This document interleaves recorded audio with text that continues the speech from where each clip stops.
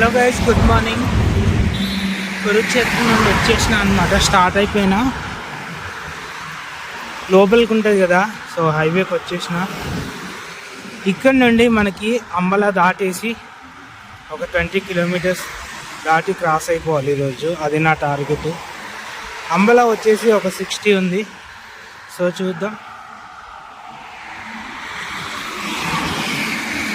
Possible అయినంత వరకు అయితే వెళ్ళిపోతాను ఈరోజు.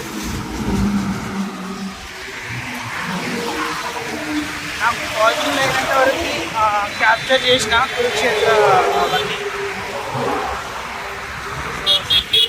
ఉంటాయి కదా, మ్యాక్సిమం కవర్ చేసినాను. ఏంటి మన మ్యూజియం కానీ ఆ ప్లేస్ కానీ.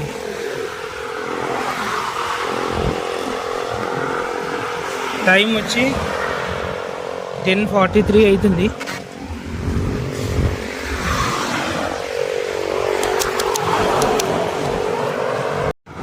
టైం వచ్చేసి 10:44 అవుతుంది అనమాట. అండ్ పొద్దున్నే కొంచెం మబ్బులు ఉంది, ఇప్పుడు కూడా ఉంది, అగో కనిపిస్తుంది కదా, కానీ వర్షం అయితే లేదు.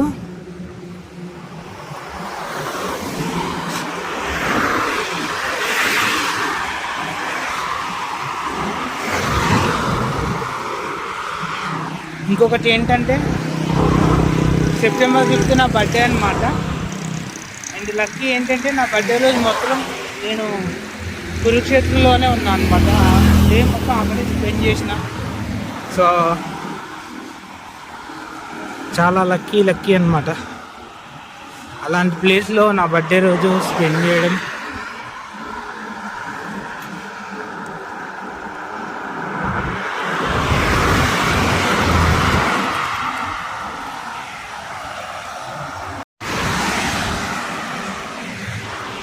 ప్రజెంట్ మనం వచ్చేసి నేషనల్ హైవే 44లో ఉన్నాము.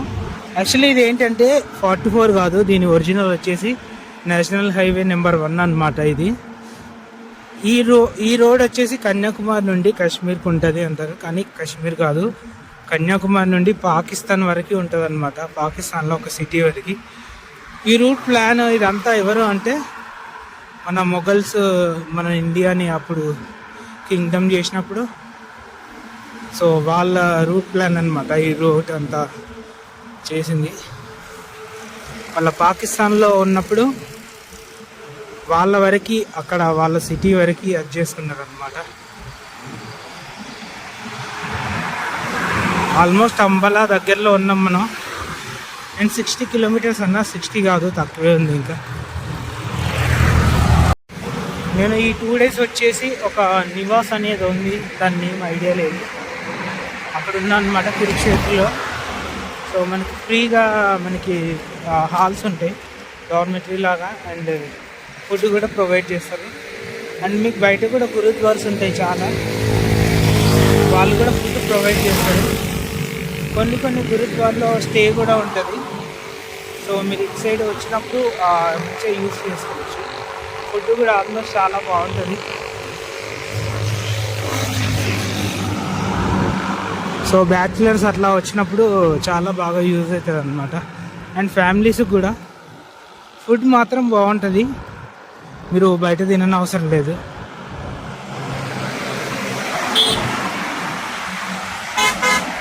మొత్తానికి అయితే అంబలా వచ్చేసినాం.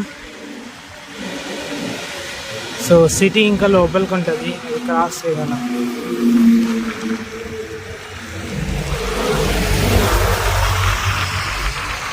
ఆల్మోస్ట్ 12:38 అవుతుంది. మార్నింగ్ నుండి ఏం తినలేదు, అసలు ఏం లేవు దాంట్లో.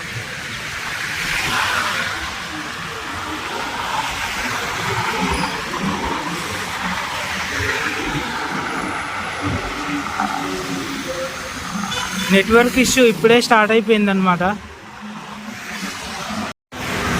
సో లైట్గా చినుకులు అయితే పడుతున్నాయి అన్నమాట. టైం వచ్చేసి 1:26 అవుతుంది. ఆల్మోస్ట్ నేను పంజాబ్ బార్డర్లో ఉన్నా. అండ్ మనకి హర్యానాలో ఏంటంటే, మనకి హర్యానా ఎంటర్ అయినాక అన్నీ ఇవే ఉంటాయి అన్నమాట. రోడ్ సైడ్లో మన ఏమంటారు గంజాయి ఇదే అనుకుంటున్నా నేను, నార్మల్గా వీడియోస్లో చూసాను, అలానే ఉంది కదా. సో మనకి ఇక్కడ నుంచి మొత్తం అదే ఉంటాయి రోడ్ సైడ్లో, లెఫ్ట్ రైట్. ఇక్కడ ఏం యూజ్ చేయరు, అదే మన సైడ్ అయితే మొత్తం లేపుకి వెళ్ళిపోతారు భూమికి.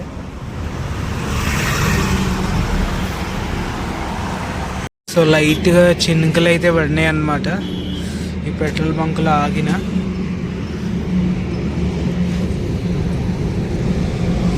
సో ఇంకా స్టార్ట్ అయిపోవాలా. ఆల్మోస్ట్ టైం వచ్చి 4 అవుతుంది. దారిలో ఏం అసలు లేవు అసలు తినడానికి. అండ్ లైట్గా వర్షం కూడా పడింది. అక్కడ ఏదో చోలే కుల్చే అని ఉంది, అది 20 రూపీస్ అంట, వడాపావులో ఉంది. అండ్ ఇక్కడ ఒకటి బాదం మిక్స్ ఒకటి తాగేసా. టైం వచ్చి 4 అవుతుంది. ఈ టైంకి తిన్నా అనమాట. అసలు దారిలో ఏం లేవు. వచ్చిందని అక్కడ పెట్రోల్ బంక్లో ఆగినాయి కదా. అండ్ కొంచెం ముందుకు వచ్చిన తర్వాత అసలు ఎండ అయితే మామూలుగా కొట్టట్లే. టైం 5:30 అవుతుంది. అండ్ ఈ పెట్రోల్ బంక్లో ఆగేసి ఛార్జింగ్ పెట్టేసుకున్నా, ఛార్జింగ్ ఫుల్ చేసేసుకున్నా. లైట్గా ఎండ తగ్గిన తర్వాత ఒక రైడ్ అయితే స్టార్ట్ చేస్తాను అనమాట. అసలు ఉన్నట్టుండి సడన్గా వచ్చింది ఎండ. అసలు ఈ మండుతుంది అసలు ఆ ఎండలో వస్తుంటే.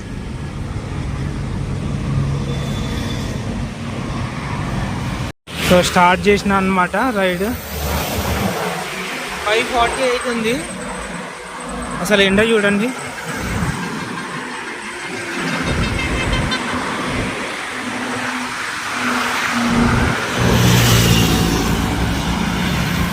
ఘోరంగా ఉంది కదా.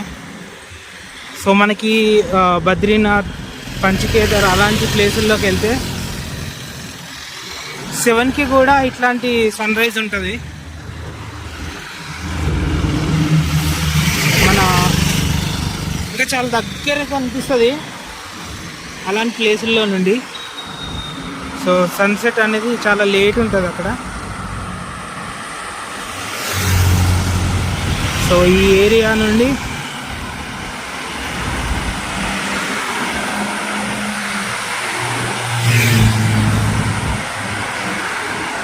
సో మనకి ఢిల్లీ దగ్గర నుంచి అసలు ఒకటే దుమ్ము ఉంటుంది అన్నమాట ఈ రోడ్లో, ఈ హైవేలో.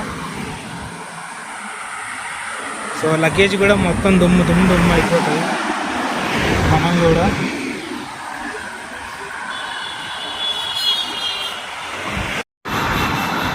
సో మొత్తానికి నేనైతే చండీగఢ్ వచ్చేసిన.